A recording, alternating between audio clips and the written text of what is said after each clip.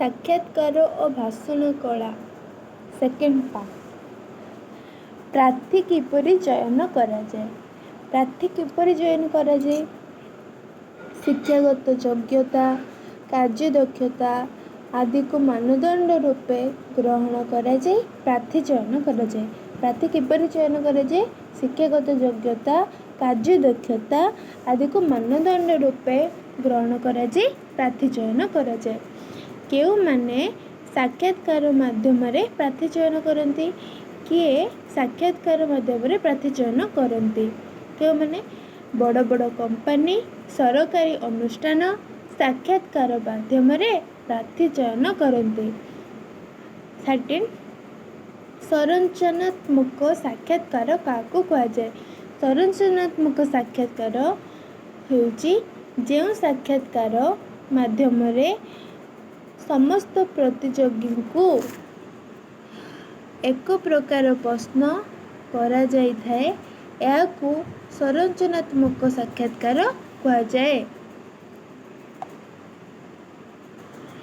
14.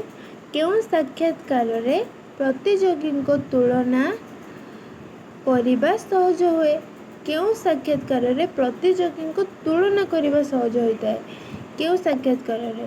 ସଂରଚନାତ୍ମକ ସାକ୍ଷାତକାରରେ ହିଁ ପ୍ରତିଯୋଗୀଙ୍କ ଜ୍ଞାନ ତୁଳନା କରିବା ସହଜ ହୋଇଥାଏ। 15. ସଂରଚନାତ୍ମକ ସାକ୍ଷାତକାରର ବିଶେଷ କରି କାହା ମାଧ୍ୟମରେ ହୋଇଥାଏ? କାହା ମାଧ୍ୟମରେ ସଂରଚନାତ୍ମକ ସାକ୍ଷାତକାର ହୋଇଥାଏ? କମ୍ପ୍ୟୁଟର ମାଧ୍ୟମରେ ସଂରଚନାତ୍ମକ ସାକ୍ଷାତକାର ହୋଇଥାଏ। 16. ପରିସ୍ଥିତାତ୍ମକ ସାକ୍ଷାତକାର କ'ଣ? ପରିସ୍ଥିତାତ୍ମକ ସାକ୍ଷାତକାର ହେଉଛି ଯେଉଁ ସାକ୍ଷାତକାରରେ ପ୍ରତିଯୋଗୀମାନଙ୍କୁ ପ୍ରଶ୍ନ କରାଯିବା ପରିବର୍ତ୍ତେ ଏକ ପରିସ୍ଥିତିର ମୁକାବିଲା ପାଇଁ ପରିବେଶ ସୃଷ୍ଟି କରାଯାଏ। ତାହାକୁ ଗୋଟେ ପରିବେଶ ସୃଷ୍ଟି କରାଯାଏ। ପ୍ରତିଯୋଗୀମାନଙ୍କୁ ପ୍ରଶ୍ନ ପଚାରିବା ପରିବର୍ତ୍ତେ ସେଇଟା ନ ପଚାରି ଗୋଟେ ପରିସ୍ଥିତିର ମୁକାବିଲା କରିବା ପାଇଁ ଗୋଟେ ପରିବେଶ ସୃଷ୍ଟି କରାଯାଏ, ତାହାକୁ ପରିସ୍ଥିତାତ୍ମକ ସାକ୍ଷାତକାର କୁହାଯାଏ। 17. ପରିସ୍ଥିତାତ୍ମକ ସାକ୍ଷାତକାରର ଲକ୍ଷ୍ୟ କ'ଣ? ଯେଉଁ ପରିସ୍ଥିତାତ୍ମକ ସାକ୍ଷାତକାର କରାଯାଏ ତା'ର ଲକ୍ଷ୍ୟ କ'ଣ? ତା'ର ଲକ୍ଷ୍ୟ ହେଉଛି ପରିସ୍ଥିତାତ୍ମକ ସାକ୍ଷାତକାରର ଲକ୍ଷ୍ୟ ହେଉଛି ସାକ୍ଷାତକାରୀଙ୍କ ଉପସ୍ଥିତ ବୁଦ୍ଧି। ଏବେ କ୍ୱେଶ୍ଚିନ୍ ପଚାରିଲା, କ୍ୱେଶ୍ଚିନ୍ ପଚାରିଲେ ଲେଖିରେ ତାକୁ ଟାଇମ୍ ଲାଗିବ, ସେ ଭାବିରି କହିବ, କିନ୍ତୁ ଗୋଟେ ସିଚୁଏସନରେ ସୃଷ୍ଟି କରାହେଲା। ସାକ୍ଷାତକାରୀଙ୍କ ଉପସ୍ଥିତ ବୁଦ୍ଧି, ତା'ର ପ୍ରେଜେଣ୍ଟ ମାଇଣ୍ଡ କେତେ, ତା'ର ଲକ୍ଷ୍ୟ, ତା'ର ମେନ୍ ଏମ୍ ହେଉଛି ପରିସ୍ଥିତାତ୍ମକ ସାକ୍ଷାତକାରର ତା'ର ଉପସ୍ଥିତ ବୁଦ୍ଧି। ତା ପାଖରେ ଯଦି ବୁଦ୍ଧି ଅଛି ସେଇଟା ଧରା ପଡ଼ିଯିବ। ସେଇଟା ହେଉଛି ପରିସ୍ଥିତାତ୍ମକ ସାକ୍ଷାତକାରର ଲକ୍ଷ୍ୟ। 18. ପରିସ୍ଥିତାତ୍ମକ ସାକ୍ଷାତକାରରେ ପ୍ରତିଯୋଗୀ କିପରି ସଫଳ ହୁଏ? ପରିସ୍ଥିତାତ୍ମକ ସାକ୍ଷାତକାରରେ ପ୍ରତିଯୋଗୀ ନିଜ ବୁଦ୍ଧି ବଳରେ ସଫଳ ହୁଏ। ନିଜ ବୁଦ୍ଧି ବଳରେ ସଫଳ ହୁଏ। କେତେବେଳେ ସୃଜନାତ୍ମକ ସାକ୍ଷାତକାର ସଫଳ ହୁଏ? ସୃଜନାତ୍ମକ ସାକ୍ଷାତକାର କେତେବେଳେ ସଫଳ ହେଉଛି? ସାକ୍ଷାତକାରଙ୍କ ସମୟରେ ପ୍ରତିଯୋଗୀ ପ୍ରତିକ୍ରିୟା ବା ଉତ୍ତେଜନା ପ୍ରକାଶ ନ କରି ଶାନ୍ତ ଭାବରେ ପ୍ରଶ୍ନର ସମାଧାନ କଲେ ସେହି ସାକ୍ଷାତକାର ସଫଳ ହୁଏ।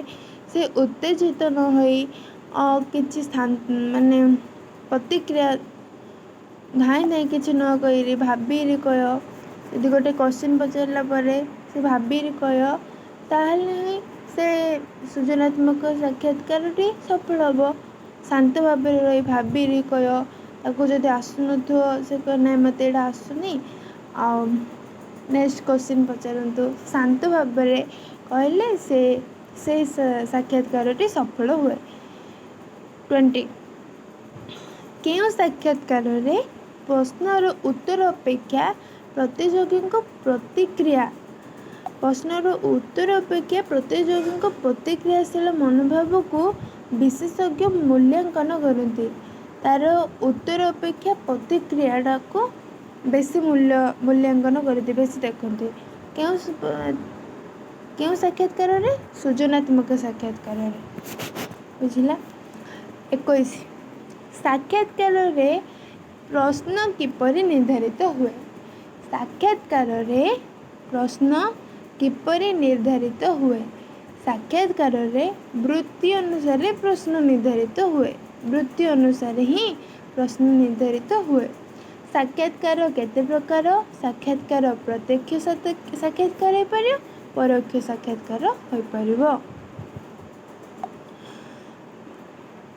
ପରୋକ୍ଷ ସାକ୍ଷାତକାର କ'ଣ? ପରୋକ୍ଷ ସାକ୍ଷାତକାର କ'ଣ ହେଉଛି ଟେଲିଫୋନ୍ ଜରିଆରେ ପତ୍ରାଳାପ ମାଧ୍ୟମରେ, ମାନେ ଦୂରରେ ଥିବ, ପରୋକ୍ଷ ତା ଆଗେ ନଥିବ। ଟେଲିଫୋନ୍ ଜରିଆରେ ପତ୍ରାଳାପ ମାଧ୍ୟମରେ ଯେଉଁ ଯୋଗାଯୋଗ ହୋଇଥାଏ ତାହାକୁ ପରୋକ୍ଷ ସାକ୍ଷାତକାର କୁହାଯାଏ। ପ୍ରତ୍ୟକ୍ଷ ସାକ୍ଷାତକାର କ'ଣ?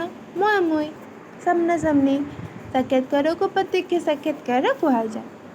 ଜରୁରୀ ସାକ୍ଷାତକାର କେତେବେଳେ ହୋଇଥାଏ? ସାକ୍ଷାତକାର ଯେଉଁ ଜରୁରୀ, ମାନେ ହଠାତ୍ କେତେବେଳେ ହୋଇଥାଏ? ଜରୁରୀ କାଳୀନ ପରିସ୍ଥିତି, ଯଥା ବନ୍ୟା, ବାତ୍ୟା ହଠାତ୍ ଆସିଲେ ସେଟା ହେଉଛି ଜରୁରୀକାଳୀନ ସାକ୍ଷାତକାର। ବନ୍ୟା, ବାତ୍ୟା, ଦୁର୍ଘଟଣା ଆଦି ସମୟରେ ଜରୁରୀକାଳୀନ ସାକ୍ଷାତକାର ନିଆଯାଇଥାଏ। ସାକ୍ଷାତକାର ସମୟରେ କେଉଁ ବିଷୟରେ ସତର୍କତା ଅବଲମ୍ବନ କରିବା ଉଚିତ? କ'ଣ ସତର୍କତା ଅବଲମ୍ବନ କରିବା ଉଚିତ? ସାକ୍ଷାତକାର ସମୟରେ ଭାଷା, ସମୟ, ସଦ୍ବାକ୍, ସଂକ୍ଷିପ୍ତତା ଆଦି ବୈଶିଷ୍ଟ୍ୟ ଉପରେ ସତର୍କତା ଅବଲମ୍ବନ କରିବା ଉଚିତ।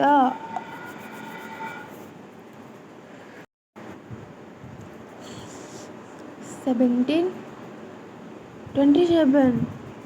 26 ହେଲା 27। ଭାଷଣ ଶବ୍ଦ କିପରି ସୃଷ୍ଟି ହୋଇଛି? ଭାଷଣ ଶବ୍ଦ କିପରି ସୃଷ୍ଟି ହୋଇଛି? ଭାଷ ଧାତୁରେ ଅନ୍ ପ୍ରତ୍ୟୟ। ଧାତୁ କ'ଣ? ଭାଷ। ଅନ୍ ହେଉଛି ପ୍ରତ୍ୟୟ। ଭାଷ ଧାତୁରେ ଅନ୍ ପ୍ରତ୍ୟୟ ଯୁକ୍ତ ହୋଇ ଭାଷଣ ଶବ୍ଦର ସୃଷ୍ଟି ହୋଇଛି। ଭାଷଣ କାହାକୁ କୁହାଯାଏ? ଭାଷଣ କାହାକୁ କୁହାଯାଏ? ଶ୍ରୋତାଙ୍କ ସମ୍ମୁଖରେ ଭାଷଣ କାହାକୁ କୁହାଯାଏ? ଏମିତି ମହନୀୟ କଥା ନାହିଁ ଭାଷଣ, ଏମିତି ବି ହୋଇପାରିବ। ଆଉ ଭାଷଣ କାହାକୁ କୁହାଯାଏ? ଏମିତି ବି କହିପାରିବା, ଶ୍ରୋତାଙ୍କ ସମ୍ମୁଖରେ ବକ୍ତା ଯେଉଁ ସାରଗର୍ଭକ ବକ୍ତବ୍ୟ ପ୍ରଦାନ କରନ୍ତି, ଶ୍ରୋତାମାନେ ଯେ ଶୁଣନ୍ତି, ତାହା ଆଗରେ ବକ୍ତା ଯେ କୁହେ ଯେଉଁ ସାରଗର୍ଭକ, ମାନେ ତାର ନିଜର ମନର ଭାବକୁ ମହନୀୟ ଭାବରେ ପ୍ରକାଶ କରିବା ହିଁ ଭାଷଣ ହୋଇଥାଏ। 29 ବିଷୟାନୁସାରୀ ଭାଷଣ କ'ଣ? କୌଣସି ଏକ ନିର୍ଦ୍ଦିଷ୍ଟ ପ୍ରସଙ୍ଗ ଉପରେ, ବିଷୟ ମାନେ ସବଜେକ୍ଟ, ଗୋଟେ ବିଷୟ ମାନେ ସବଜେକ୍ଟରେ ମାନେ ପଏଣ୍ଟ ଥିବ, ସେ ବିଷୟରେ ହିଁ କହିବ, ସେଇଟା କୁହାଯାଏ। କୌଣସି ଏକ ନିର୍ଦ୍ଦିଷ୍ଟ ଗୋଟେ ପାର୍ଟିକୁଲାର ପ୍ରସଙ୍ଗ ଉପରେ ବକ୍ତା ଯେ କୁହେ, ଯେଉଁ ତଥ୍ୟାତ୍ମକ ଭାଷଣ ପ୍ରଦାନ କରେ, ତା ବିଷୟରେ ହିଁ, ସେ ନିର୍ଦ୍ଦିଷ୍ଟ କଥାଟା, ସେ ପଏଣ୍ଟ ଉପରେ ହିଁ ଯେଉଁ ତଥ୍ୟାତ୍ମକ ଭାଷଣ ପ୍ରଦାନ କରେ ତାହାକୁ ବିଷୟାନୁସାରୀ ଭାଷଣ କୁହାଯାଏ। ସାହିତ୍ୟିକ ଭାଷଣ କ'ଣ? ସାହିତ୍ୟିକ ଭାଷଣ କ'ଣ? ସମାଜର ହିତ ସାଧନ ପାଇଁ ଜଣେ ସାହିତ୍ୟିକ ଯେଉଁ ସୃଜନାତ୍ମକ ଭାଷଣ ପ୍ରଦାନ କରନ୍ତି ତାହାକୁ ସାହିତ୍ୟିକ ଭାଷଣ କୁହାଯାଏ। ସମାଜର ହିତ ସାଧନ ପାଇଁ ଜଣେ ସାହିତ୍ୟିକ ଯେଉଁ ସୃଜନାତ୍ମକ ଭାଷଣ ପ୍ରଦାନ କରନ୍ତି ତାହାକୁ ସାହିତ୍ୟିକ ଭାଷଣ କୁହାଯାଏ। ଆଜି ପାଇଁ ଏତିକି। Thank you.